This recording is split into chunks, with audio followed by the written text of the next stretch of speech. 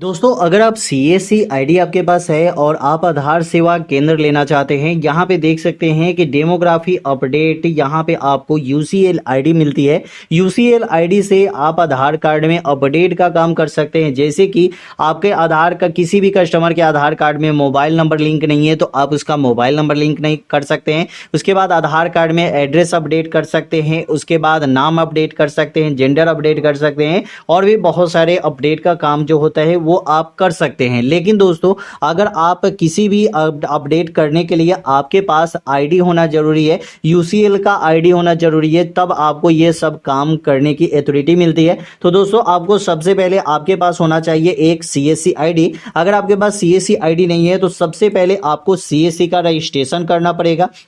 यहाँ पे दोस्तों आपको पहले लाइव प्रूफ ही दिखा देते हैं कि CSC आईडी में UCL का काम मिलता है या नहीं। तो यहाँ पे आप सर्च करेंगे UCL और जैसे ही आप जो भी लोग नए होंगे उनको ये पता नहीं होगा कि CSC में UCL का काम मिलता है। तो यहाँ पे आप देख सकते हैं कि CSC में आपको यहाँ पे UCL का काम मिलता है, जो आप यहाँ पे देख सकते हैं क्लाइंट ऑपरेटर आईडी। यही आईडी आपको UCL का लेना पड़ता है। तो इसके लिए सबसे पहले आपको करना क्या है कि आपके पास एक CSC आईडी का होना जरूरी है। तो आपको CSC आईडी के लिए आपको ये सब डॉक्यूमेंट का होना जरूरी है और उसी के बाद आप यहाँ पे अप्लाई कर सकते हैं। तो यहाँ पे देख सकते हैं कि आपके पास आधार कार्ड या पैन कार्ड आपके पास होना चाहिए या वोटर आई कार्ड होना चाहिए। उसके बाद यहाँ पे आपके पास फोटो होना चाहिए, पासपोर्ट वेरिफिकेशन या पुलिस वेरिफिकेशन आपके पास होना चाहिए। उसके बाद यहाँ पे हाईएस्ट क्वालिफिकेशन 12 से मिनिमम 12 से कम नहीं होना चाहिए और उसके बाद TC सर्टिफिकेट आपके पास होना जरूरी है और उसके बाद बैंक BC आईडी का होना जरूरी है। तभी आप यहाँ पे आधार कार्ड का काम कर सकते हैं।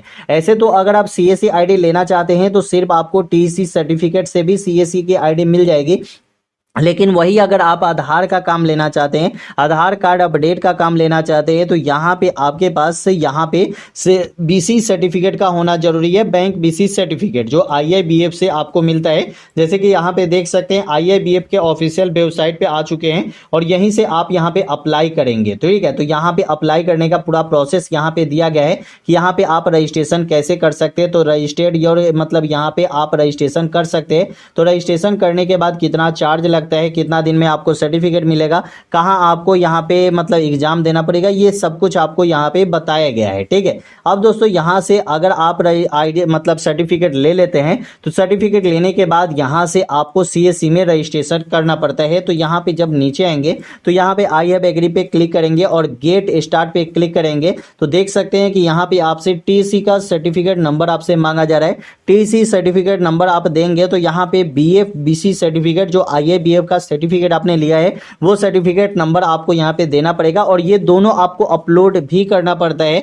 जैसे कि CS मतलब TC सर्टिफिकेट नंबर आपको यहां पे तो देना ही पड़ेगा और BF BC सर्टिफिकेट भी आपको यहां पे अपलोड करना पड़ेगा। उसके बाद यहां पे पैन कार्ड और यहां पे ईमेल आईडी आपको देना पड़ेगा और उसके बाद बैंक के वेरिफिकेशन आपको यहां पे कराना होगा, बैंक के अकाउंट का। ठीक है, जो आपका अकाउंट है जो आप CSC आईडी में लिंक करना चाहते हैं और उसके बाद यहाँ पे आप अपलोड डॉक्यूमेंट जो जैसे कि मैंने बताया कि TC सर्टिफिकेट आपको अपलोड करना पड़ेगा, BF BC सर्टिफिकेट अपलोड करना पड़ेगा, आधार कार्ड अपलोड करना पड़ेगा, पैन कार्ड अपलोड करना पड़ेगा। उसके बाद आपको यहाँ पे सबमिट करना पड़ेगा और उसके बाद आप यहाँ पे मतलब काम करना शुरू कर सकते हैं। दोस्तों अब आपको बता दें कि अगर आपको CSC आईडी से आधार सेंटर खोलना है मतलब UCL की आईडी लेनी है तो UCL की आईडी जब यहाँ पे जैसे कि हम आपको लाइव प्रूफ ही दिखा देते हैं। जैसे कि हमने यहाँ पे क्लिक किया और यहाँ पे देख सकते हैं कि डेमोग्राफी अपडेट, यहाँ पे जब डिजिटल मतलब डिजिटल सेवा कनेक्टेड यहाँ पे क्लिक कर रहे हैं तो यहाँ पे देख सकते हैं कि you are not a CSC bank BC मतलब कि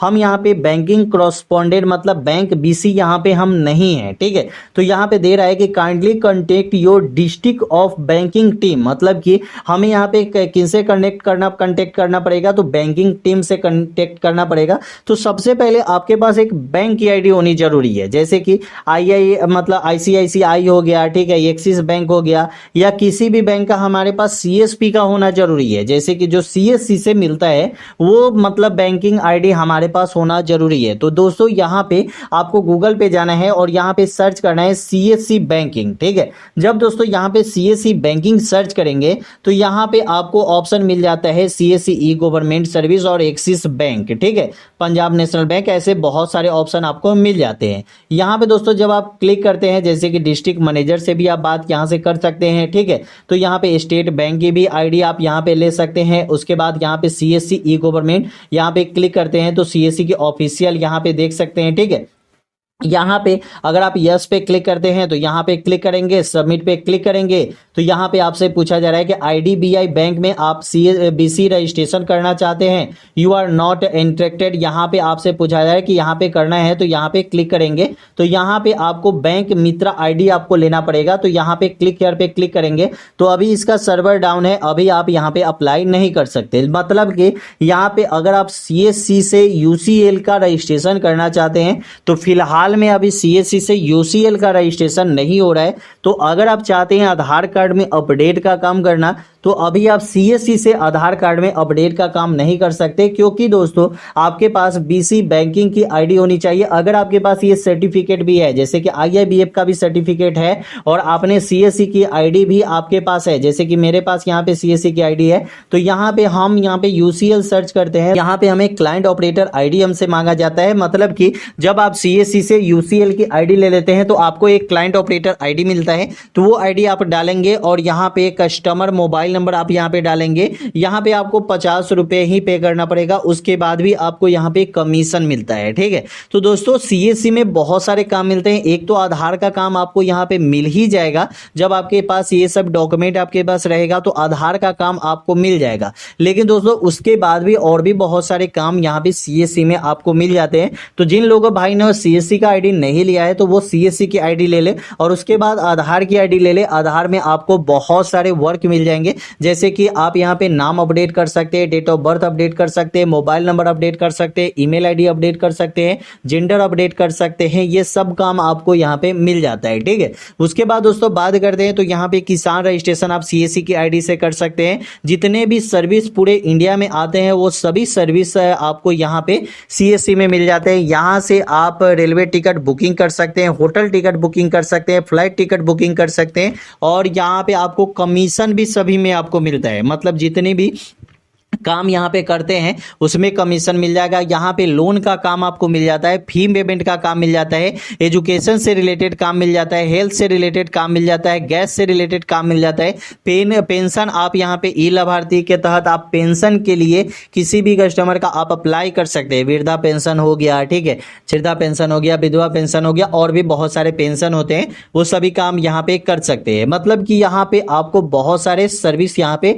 आपको देखने को मिल जाती है, जो आप यहाँ पे देख सकते हैं। जैसे कि यहाँ पे सर्विस हम ओपन करके ही दिखाते हैं तो प्राइवेट सर्विस और गवर्नमेंट सर्विस यहाँ पे दोनों में मिल जाता है। एग्रीकल्चर से रिलेटेड सर्विस मिल जाता है, BBPS से, बैंकिंग से, DTH से, पैन कार्ड यहाँ से आप बना सकते हैं और भी बहुत सारे काम आपको यहाँ पे मिल जाते हैं। एजुकेशन, इलेक्ट्रिसिटी, उसके बाद e store, fast tag payment, gas, government service, health service, insurance की सर्विस, लोन की सर्विस है, स्किल टैक्स पेमेंट कर सकते हैं। मतलब कि आप यहाँ पे देख सकते हैं कि CSC में कितनी सारी सर्विस आपको देखने को मिल जाती है और इन सभी सर्विस का यूज कर सकते हैं तो CSC BL कर सकते हैं। और उसके बाद भी यहाँ पे आधार का भी आपको यहाँ पे काम मिल जाता है। मतलब कि यहाँ से जब आप आधार का काम लेंगे तो आप आधार का भी यहाँ पे वर्क कर सकते हैं। मतलब कि CSC आईडी से बहुत सारे फायदे आपको यहाँ पे होते हैं, इसीलिए लोग CSC के आईडी लेना जरूरी समझते हैं। कोई भी साइबर कैफे, डिजिटल कैफे वाले CSC की आईडी जरूर लेंगे और वो UCL की आईडी लेके आधार का काम कर सकते हैं। तो चलिए यही बताना था इस वीडियो में। वीडियो कैसी लगी कमेंट में जरूर बताइएगा। वीडियो अच्छा लगा तो चैनल को सब्सक्राइब कीजिएगा। फिर मिलते हैं अगले वीडियो में।